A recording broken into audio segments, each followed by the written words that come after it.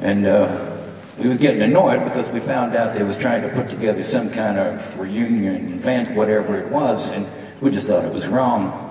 I mean, the 45th is great for an anniversary or a birthday, something like that, but you don't celebrate Woodstock on the 45th. You wait for the 50th. And so we talked ourselves into a frenzy about it, and we eventually called up the promoters and we said, what the hell are you guys thinking? They said, well, we was thinking about the 50th, but you might all be dead by then. You had a point. I remember the 40th, that was bad enough. At that time, we was well entrenched in this 24/7 news, people talking all the time, whatever. Just prior to the 40th anniversary of Woodstock, they was trying to get a hold of anybody who had anything to do with it at all for their big 30-second story on the subject. And I didn't want to do it, I just thought it was stupid. They was all asking the same stuff. It was like, Arlo, what was it like, man?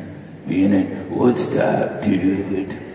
And I thought, they don't actually talk like that except to me. So that was annoying enough. And I just told them all the same thing anyhow. I said, hey, I just remember being there.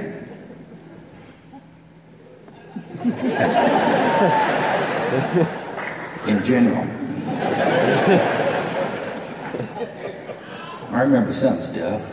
I remember just prior to the festival, I had gone and bought a new car. It was in the spring of 1969. It was one of these checkers. They used to use them for taxis in some of the big cities or something because you could fit entire families in one car. And I thought, man, if that's true, I could get the whole band in there. And sure enough, I bought a brand new checker in 1969. And it had all my guitars and all my stuff, you know, and we had a guy with a big double bass back in those days. And all of his stuff, another guy with a full set of drums and all of his stuff, another friend of mine played guitar and all his guitars, all his stuff, their girlfriends, all of their stuff, and we hadn't even opened the trunk yet. I miss that. I know I'm supposed to like the little stupid cars we got, but I don't. I like the big ones. Not just because they were big, they was built. I remember my wife took it down the road one time, pulled off an exit ramp off the highway, come to a stop. And a big semi-truck come right up behind her, smacked right into her. The truck died.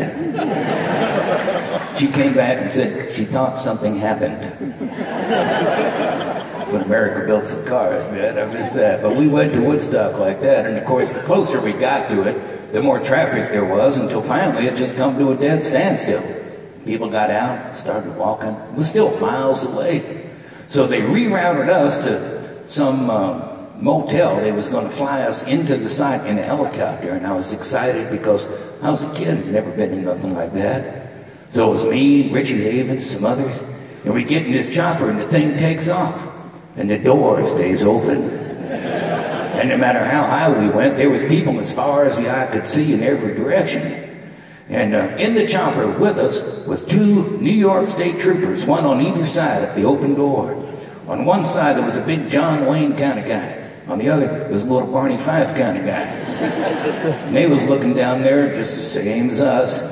And I remember the big one looked at the little one and said, there are a lot of hippies down there. The little one said, yep. The big one said, I bet they're doing lots of illegal stuff. The little one said, yep. And the big one said, well, I'm not going down there, nothing, are you? The little one said, nope. That's when I realized we was going to have a pretty good time at that festival. I was not mistaken.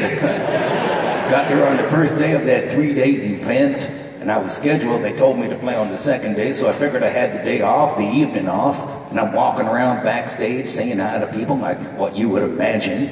And eventually I wander out on this big field with hundreds of thousands of people and mud, rain, total catastrophes of all kinds. And I was doing what everybody else was doing. So at some point later that afternoon, I had a serious case of the munchies. I needed to get something to eat, something to drink. And there was nothing. So I thought, I'll go backstage. So I walked backstage looking for food, and there was none there. All they had backstage was 147 cases of champagne they're saving for the end of the event. And by the end of the first evening, that was gone. I don't remember how many cases I was personally responsible for, but between that and the other stuff we was doing that day, it came as a surprise when somebody come up and said, "Arlo, you got to play now, man."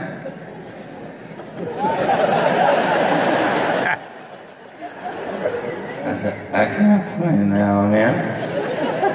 I'm not even here now, man. I'm coming tomorrow." He said, "No, you're here now, man. You got to play now, man." I said, "I can't play now, man. I can't walk now, man." They said, "We don't care about that. Richie Haven's been up playing for hours and nobody else. You got to play now, man." And I was too young to realize I could have said no. So I grabbed a big 12-string guitar, walk out on this huge stage, and in the middle of that big stage, they had a circular stage built right in. So while the guys in front was playing, you could set guys up behind them. And when it was done up front, just twist the stage around, not be wasting time breaking down the first band, setting up the second one. It was a great idea. I mean, it didn't work, but it was a great idea.